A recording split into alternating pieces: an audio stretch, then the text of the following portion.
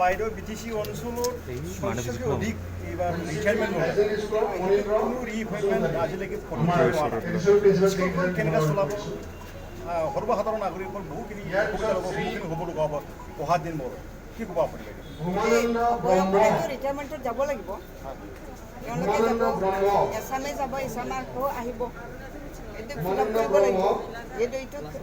post হয় permanent post এই ৰিটায়াৰমেণ্টৰ পিছত ভেকেণ্ট হোৱা পষ্টত ফিল আপ কৰিব লাগিব গভমেণ্টে টেট শিক্ষকবিলাকক আকৌ এপইণ্টমেণ্ট দিবৰ কাৰণে প্ৰক্ৰিয়া লৈছে এইটোৱেই মানে যিটো গেপ সেইটো ফুলফিল কৰিবৰ কাৰণে ইনিচিয়েটিভ প্ৰিলিমিনাৰী ইনিচিয়েটিভ সেইটো লোৱা হ'ব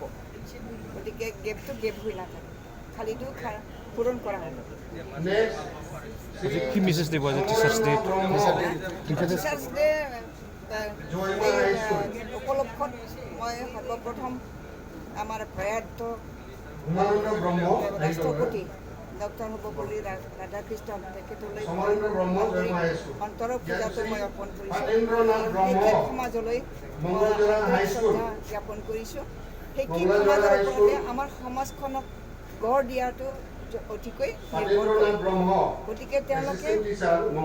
শুদ্ধ মনেৰে যদি আমাৰ নৱপ্ৰজন্মক যদি শিক্ষা দান দিয়ে তেতিয়াহ'লে আমি শুদ্ধ সমাজখন পাবলৈ সক্ষম হ'ম সেইকাৰণে মই আহ্বান জনাইছোঁ আপোনালোকৰ যোগেদি আহ্বান জনাইছোঁ গোটেই অসমৰ গোটেই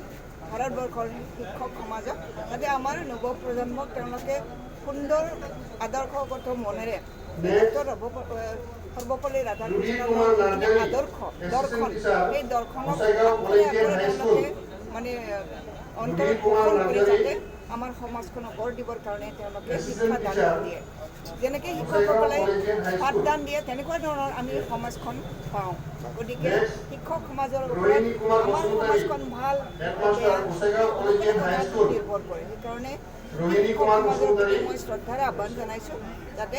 আপোনালোকে ডক্টৰ সৰ্বপল্লী ৰাধাকৃষ্ণৰ যিখিনি আদৰ্শ যিখিনি চিন্তা সেই চিন্তাটো যাতে আমি আমাৰ শিক্ষক সমাজে আখৰে আখৰে পালন কৰি যাতে সুন্দৰ সমাজ গঢ় দিবৰ কাৰণে তেওঁলোকে ব্ৰতী হয়